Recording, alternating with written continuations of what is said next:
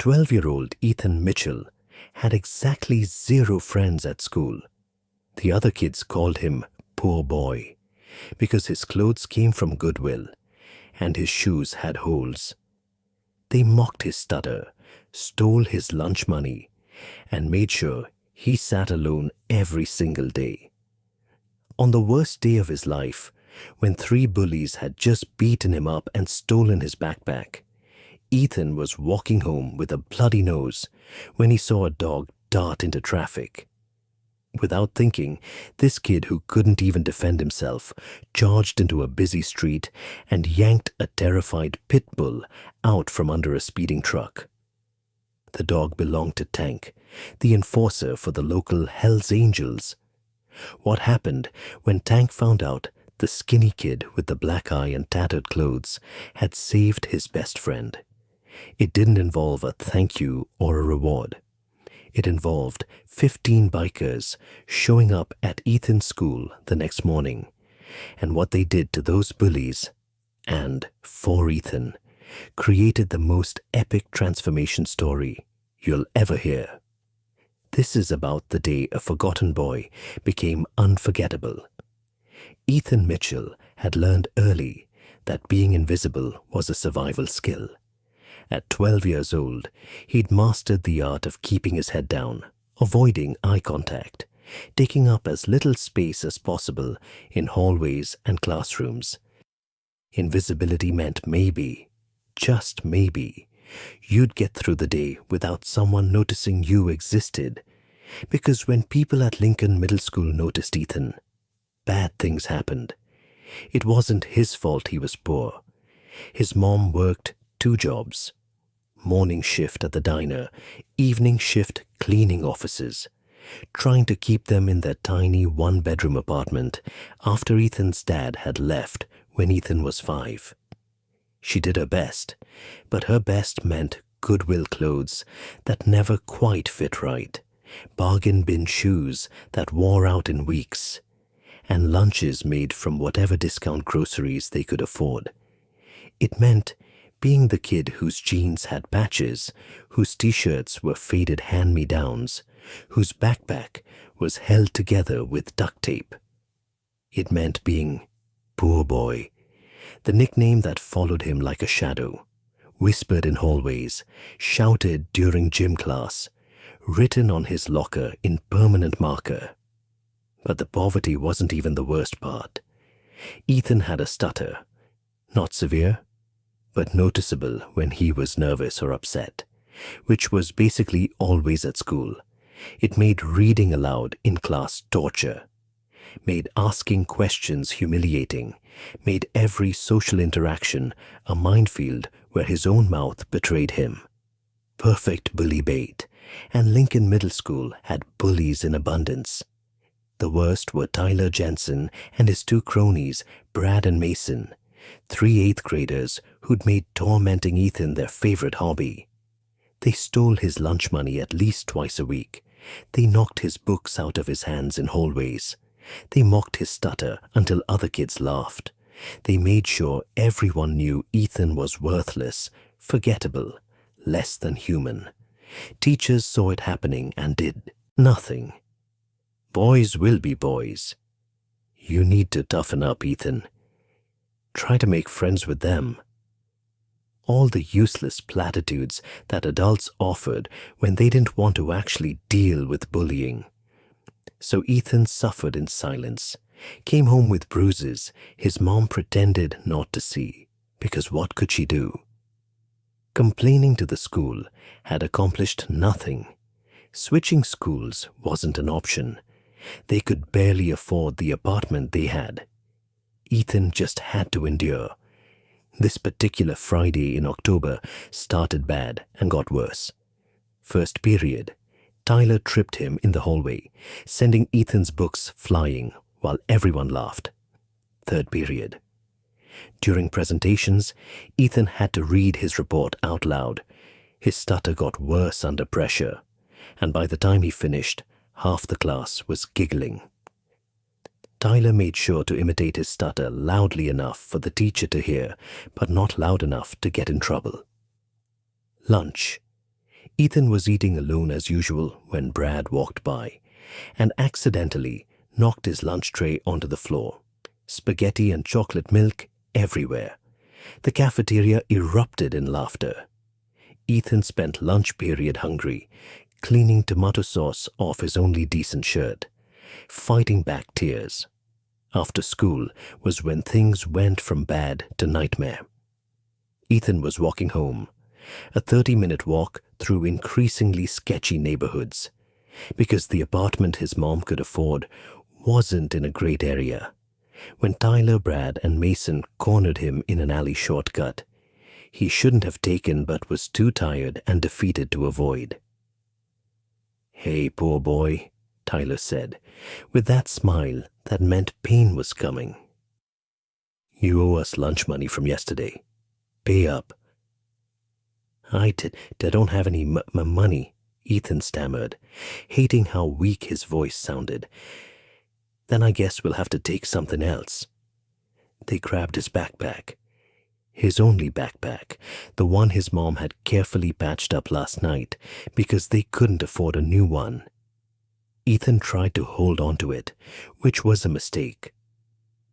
Tyler punched him in the stomach, Brad hit him in the face, and Mason kicked his legs out from under him. Ethan hit the pavement hard, tasting blood from his split lip. They kicked him a few more times, ribs, back, legs. Not hard enough to do serious damage, but hard enough to hurt like hell. Then they dumped out his backpack, took the $3 in emergency money his mom had hidden in the front pocket, and left him there on the dirty alley, crowned with his belongings scattered around him. Ethan lay there for a long time after they left, crying quietly, wondering how much longer he could keep doing this, wondering if anyone would even care if he just stopped going to school, stopped trying, stopped existing. Eventually, he pulled himself together enough to gather his scattered notebooks and books, stuffed them into his damaged backpack, and continued walking home. His face was swelling where Brad had hit him. His ribs ached. His spirit was completely broken. He was 2 blocks from his apartment when he heard the sound. A dog barking frantically, followed by squealing tires and honking horns.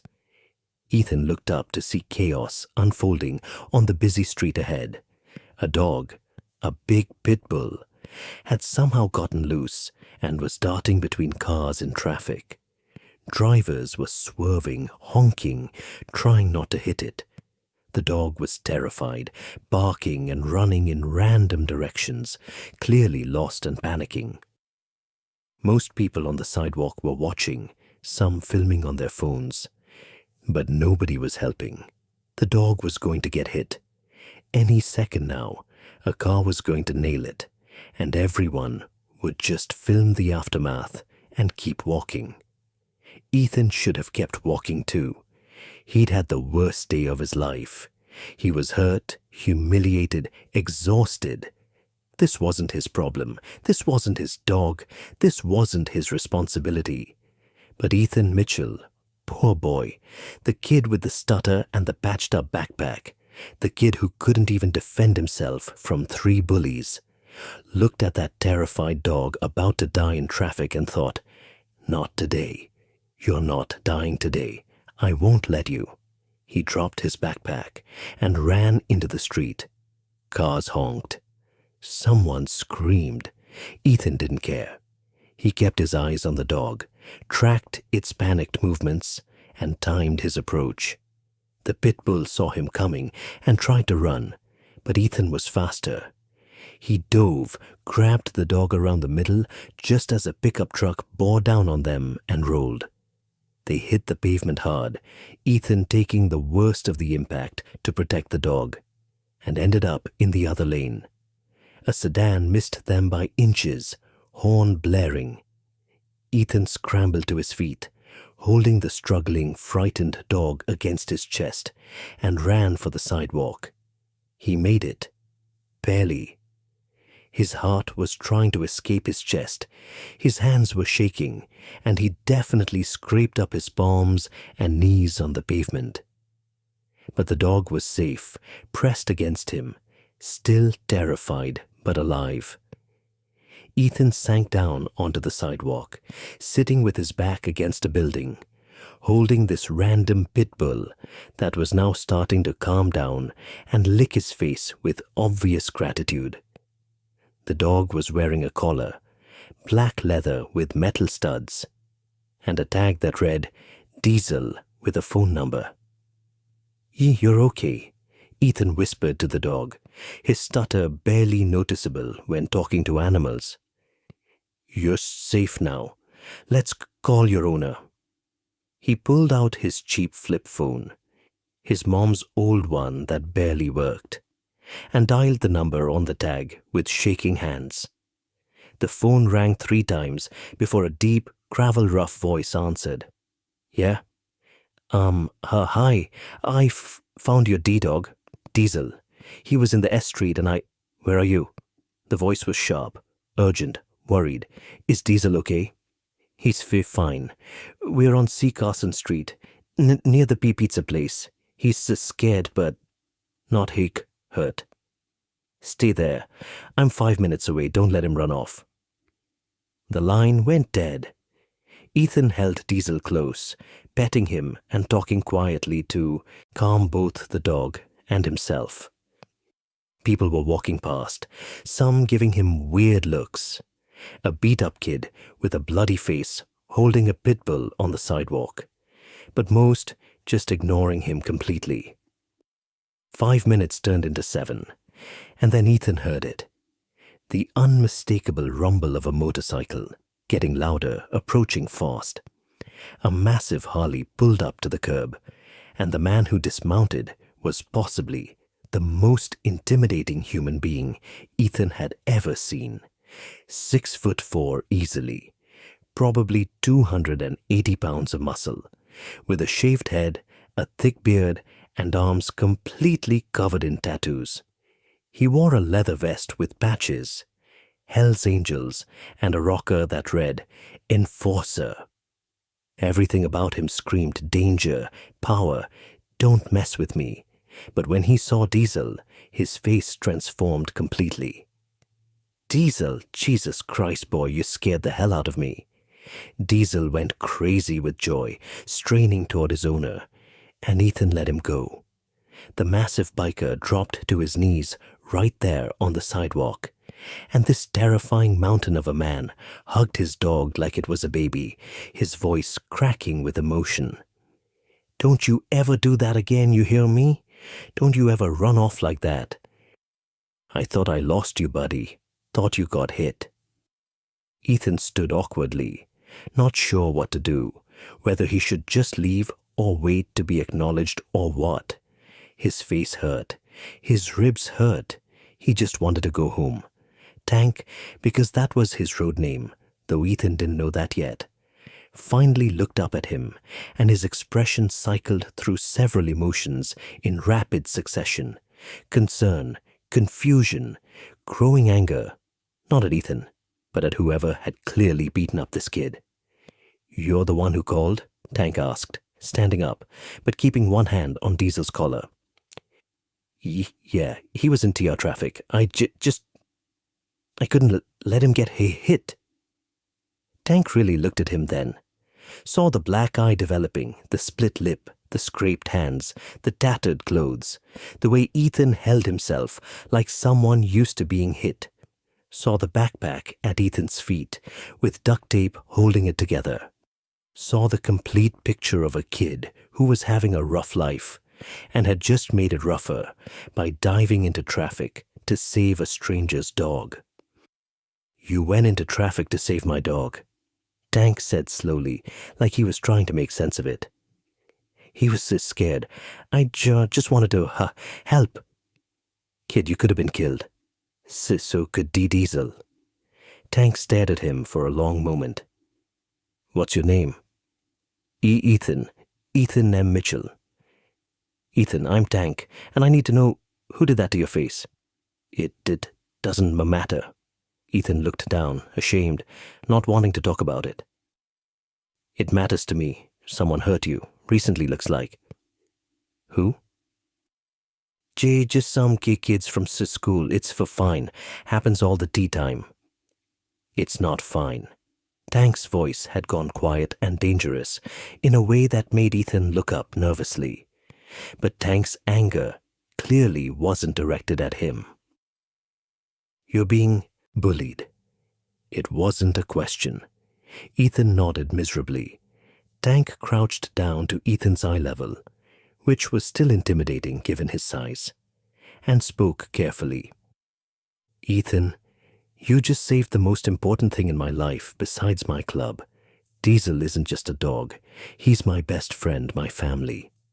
I found him as a puppy in a dumpster 8 years ago, and he's been with me through everything. If he'd gotten hit... Tank's voice cracked slightly.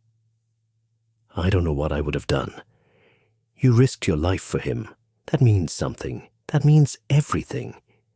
I just did what anyone would. No. Tank cut him off firmly. Most people wouldn't. Most people stood there filming on their phones. You acted. You cared more about saving my dog than about your own safety. That's courage, kid. Real courage.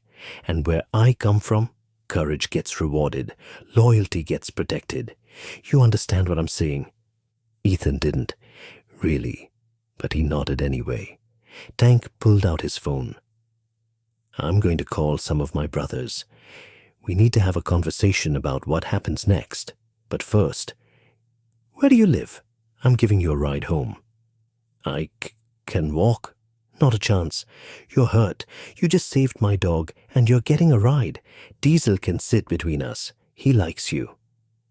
15 minutes later, Ethan was riding on the back of a Hells Angels Enforcer's motorcycle through his neighborhood, which was definitely getting attention from everyone they passed, with Diesel secured in a specially designed sidecar that Tank had attached. When they pulled up in front of Ethan's building, a rundown 4-story apartment complex with peeling paint and broken windows, Tank killed the engine and helped Ethan dismount. This where you live? Yeah. 4th F floor, apartment 4C. Tank looked at the building with an expression Ethan couldn't quite read. Not judgment, but something like recognition or understanding. Your mom home? She works until 7? Okay. I want you to do something for me, Ethan. I want you to write down the names of the kids who did this to you. He handed Ethan a small notebook and pen from his vest. Names, what grade they're in, anything you can tell me about them. Why? Because I'm going to make sure it doesn't happen again. Ethan's hand shook as he wrote. Tyler Jensen, 8th grade. Brad Cooper, 8th grade. Mason Torres, 8th grade. They take my lunch money. They hit me. Everyone laughs. Teachers don't care. He handed the notebook back, and Tank read it with a jaw so tight Ethan could see muscles jumping. Lincoln Middle School? Ethan nodded. Okay, here's what's going to happen. Tomorrow's Monday. What time does school start? 8:30. I'll be there at 8:15, me and some of my brothers. We're going to have a talk with these 3 boys and make sure they understand that hurting you is no longer an option. And we're going to have a talk with your principal about why teachers are letting this happen. Sound good? You don't have to. Yeah, I do. You saved Diesel. That makes you back now. And back protects back. Always. Tank handed Ethan a card with a phone number. This is my cell. You have any problems, and I mean any problems, you call me immediately. Middle of the night doesn't matter. You're not alone anymore, Ethan. You got that? Ethan couldn't speak, couldn't process what was happening. This terrifying biker was promising to protect him, to show up at his school, to stop the bullying that had been his life for years, It didn't make sense. Things like this didn't happen to kids like him. I mean it, though, Ethan finally managed. Don't need payback. I just wanted to save your D-Dog. I know, Tank said, and his voice was surprisingly gentle. That's exactly why you deserve help. You did good expecting nothing. Now you're getting something anyway. That's how it works. See you Monday morning, kid.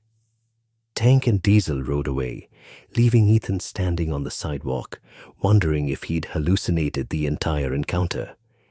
A Hell's Angel was showing up at his school on Monday to confront his bullies, to talk to his principal.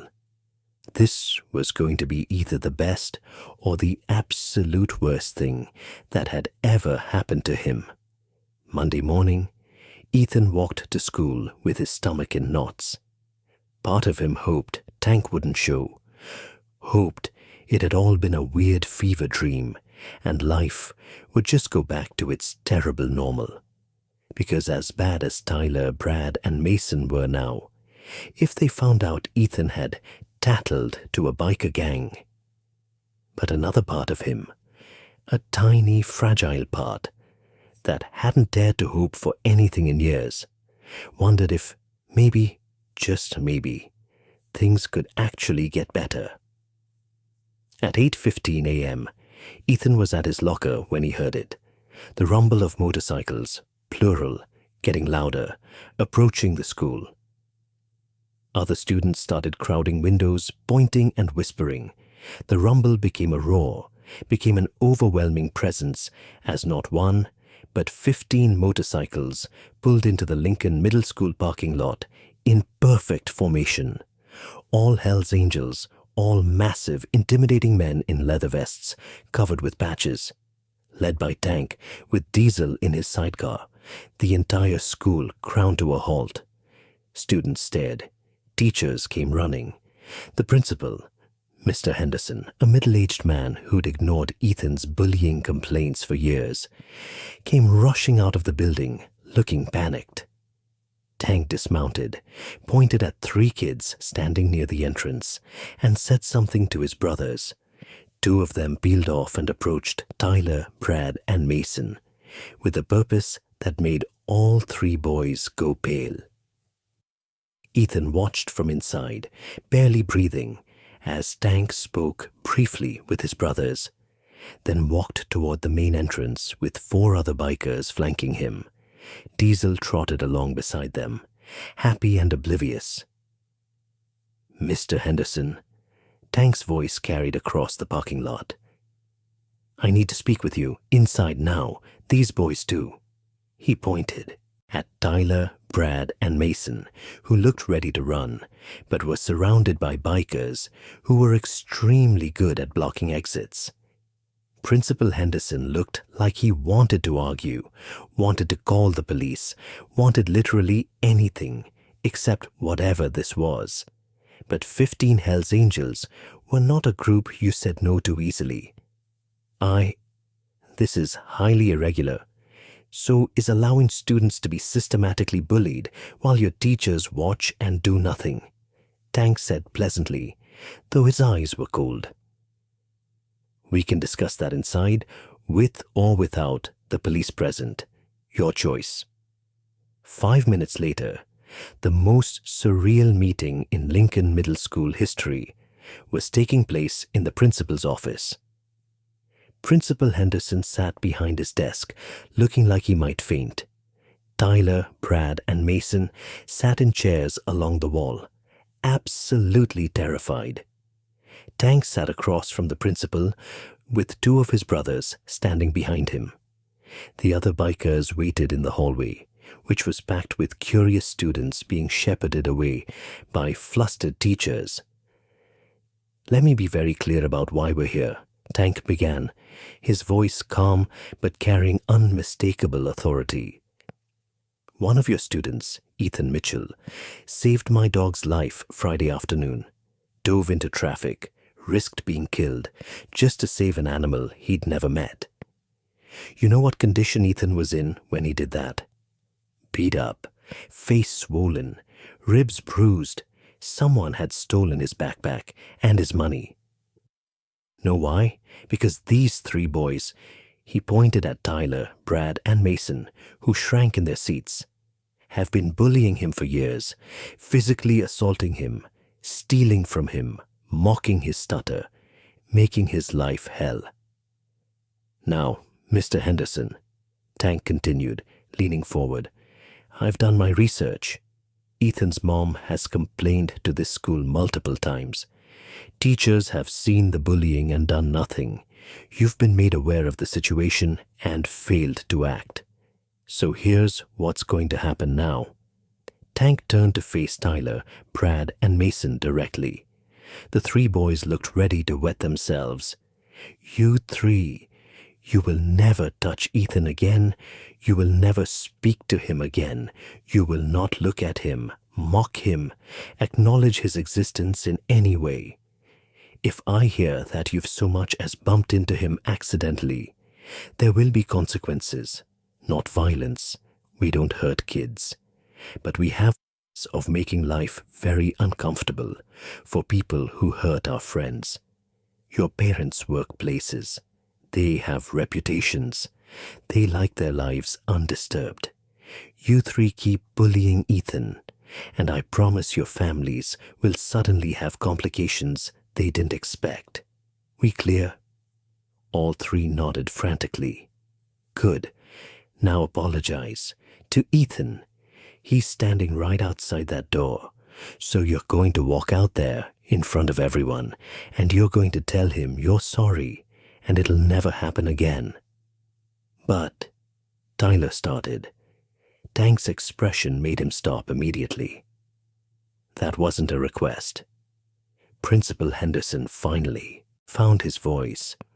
Now wait just a minute. You can't come into my school and what? Tank turned his attention back to the principal. Protect a student you failed to protect. Make sure bullying actually has consequences. That's my job now, since you wouldn't do yours. And let me be crystal clear, Mr. Henderson. If Ethan reports one more incident of bullying, if he comes home with one more bruise, if this school fails him one more time, the next meeting won't be this pleasant. We'll be contacting the school board, the local media, and a lawyer friend of ours who specializes in institutional negligence. Because a 12-year-old shouldn't have to be beaten up on the way home from school while you do nothing. Henderson looked like he wanted to argue, but couldn't find words. Everything Tank was saying was technically true, if unorthodox in the extreme. Here's what else is going to happen, Tank continued. Ethan is under the protection of the Hells Angels now. That means he's not alone. That means he has people who give a damn about what happens to him. That means bullying him is now a very bad idea for reasons that go well beyond normal school consequences. You're going to make sure every student and teacher in this building understands that. You're going to implement an actual anti-bullying policy with real teeth. And you're going to check in with Ethan weekly to make sure he's doing okay. I can't just urge. You can and you will. Because the alternative is us taking this public, and I don't think Lincoln Middle School wants to be known as the place where teachers watch kids get beaten and do nothing. Bad for enrollment, bad for funding, bad for your career. So, we have an understanding. Henderson nodded weakly. Excellent. Now let's go have those apologies. They walked out into the hallway, where what seemed like the entire school was crowded around, trying to see what was happening. Ethan stood near his locker, face burning with embarrassment and terror, and a weird hope he didn't trust. Tank walked up to him with Tyler, Brad, and Mason in tow, the three bullies looking like they were marching to their execution. These boys have something to say to you. Tyler went first, his voice barely above a whisper, not making eye contact. I'm sorry for bullying you. It won't happen again. Brad mumbled something similar, Mason actually managed to sound slightly sincere. The hallway was dead silent. Every student watching couldn't believe what they were seeing. The three biggest bullies in school apologizing to poor boy while surrounded by Hell's Angels. Tank addressed the crowd. Let me make something very clear to everyone here. Ethan Mitchell is under the protection of the Hell's Angels. That means he's family. That means anyone who messes with him messes with us.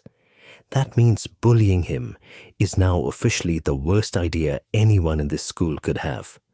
We clear. The silence was deafening. Tank's point had been made more effectively than any school assembly ever could. Good. Ethan, can I talk to you for a minute? They walked outside, away from the gawking crowd. Tank knelt down so he was closer to Ethan's height. You okay? Ethan nodded, though he was shaking. That was a lot, I know, but it needed to be done. You're not going to be bullied anymore, Ethan. Not by them, not by anyone. You saved Diesel, which means you're back now, and Pack looks after each other. I don't understand why you could care so much. Tank was quiet for a moment. When I was your age, I was you. Poor family, hand-me-down clothes, got my ass kicked regularly. No one helped. I know exactly what it's like to feel invisible, to feel worthless, to think no one gives a damn if you live or die. I got lucky, found the club, found brothers who had my back. But I never forgot what it felt like to be that kid. And when I see that kid in someone else, when I see someone who's suffering like I suffered, I help. Because someone should have helped me and no one did. So I help now. You understand? Ethan nodded, tears streaming down his face. You're not alone anymore, Tank said firmly. You've got my number. You've got brothers now. You're going to be okay. I promise. The transformation was immediate and total. Tyler, Brad, and Mason avoided Ethan like he had plague. Other students who'd ignored him or laughed at his bullying suddenly wanted to be friends, or at least didn't want to be enemies with someone the Hell's Angels were protecting. Teachers who dismissed his complaints were suddenly hyper-aware of his well-being. But more than that, Tank kept his promise. He didn't just show up once and disappear. He became a constant, protective presence in Ethan's life. Tank and other club members started showing up at Ethan's apartment regularly, bringing groceries, fixing things that were broken, making sure Ethan and his mom had what they needed. They didn't make it charity. They made it family. Pack takes care of Pack. Tank took Ethan to club events, always age-appropriate ones, cookouts and charity rides, where Ethan met dozens of people who treated him with respect and kindness. People who didn't see poor boy with the stutter. People who saw a brave kid who'd risked his life for a dog. They got Ethan new clothes, not expensive stuff, but decent things that fit and weren't falling apart. Got him a new backpack. Got him a bike so he didn't have to walk everywhere. Got him school supplies and a laptop for homework. But more importantly, they gave him confidence. Tank taught him self-defense. Not to fight, but to defend himself if he had to. Taught him to stand tall, make eye contact, speak with authority despite his stutter. Taught him that he mattered, that he had value, that he deserved respect. Ethan's mom cried the first time Tank brought groceries. I don't understand why you're doing this for us. Because your son saved my best friend and didn't ask for anything in return, Tank said, simply. Because he's a good kid who deserves better than he's been getting. Because we take care of our own. You and Ethan are family now. That's just how it is. 6 months after saving Diesel, Ethan was unrecognizable. Not physically, though he'd gained some weight from regular meals and looked healthier, but in demeanor. He walked with his head up, made eye contact. His stutter was still there, but improved dramatically when he wasn't constantly stressed and afraid. He smiled more, laughed occasionally, started making actual friends at school, kids who wanted to be friends with him, not just kids trying to get close to the Hells Angels connection. His grades improved dramatically. Teachers noticed he was bright, engaged, capable when he wasn't being tormented. He made honor roll for the first time in his life. The bullying completely stopped. Tyler, Brad, and Mason transferred to different schools by the end of the year, their parents apparently deciding fresh starts elsewhere were preferable to ongoing tension. Other potential bullies took one look at Ethan's protectors and decided easy targets were elsewhere. On the 1-year anniversary of saving Diesel, Tank threw Ethan a party at the clubhouse. A surprise celebration with the entire club, Ethan's mom, and a dozen kids from school who'd become genuine friends. There was a banner that read Hero and a cake with a picture of Diesel on it. Tank presented Ethan with a gift, a leather vest sized for a teenager, with patches that identified him as a friend of the club. On the back was a special patch showing a boy holding a dog, with the words, "Courage comes in all sizes." "This means your family," Tank said, his voice thick with emotion. "Forever. No matter what happens, no matter where life takes you, you've got brothers. You've got people who'll always have your back. Because a year ago, you showed us what real courage looks like. You reminded us why we do what we do. Protect people who need protecting. Stand up for people who can't stand up for themselves. You changed my life, kid. You saved Diesel, but you also saved me in a way. Reminded me what matters. Ethan, who wasn't poor boy anymore. Who was just Ethan, who was valued and protected and loved." Hugged Tank while Diesel bounced around them excitedly and everyone cheered. "Thank you," Ethan said, his stutter barely noticeable anymore. "For everything, for seeing me when no one else did, for making me feel like I mattered." "You always mattered," Tank said firmly. "We just made sure everyone else realized it too." 5 years later, Ethan Mitchell graduated high school as valedictorian, with a full scholarship to State University, plans to study veterinary medicine, and a support system that included his proud mom, his chosen family of bikers, and genuine friends who valued him. In his graduation speech, he told the story about being poor boy, about being bullied, about saving a dog and finding a family, about learning that sometimes the scariest looking people have the biggest hearts, about discovering that you don't have to accept being invisible or worthless or forgotten. "I used to think I was nothing," Ethan said, his voice strong and clear. "The kids at school made sure I knew I was nothing. But then I saved a dog, and a biker saw something in me I couldn't see in myself. Tank and the Hells Angels taught me that I mattered, that I had value, that courage isn't about size or strength. It's about doing what's right, even when you're scared. They protected me when no one else would. They loved me when I couldn't love myself. They proved that family isn't about blood. It's about who shows up when you need them." He looked directly at Tank, who sat in the front row with 15 brothers, all of them in their formal vests, all of them openly crying. "Tank, you saved me. You saw a bullied kid with a stutter and broken shoes, and you decided I was worth protecting. That decision changed my life, saved my life, really. So thank you for everything, for being the family I needed, for teaching me that I deserved better, for showing me what real strength looks like." The auditorium erupted in applause.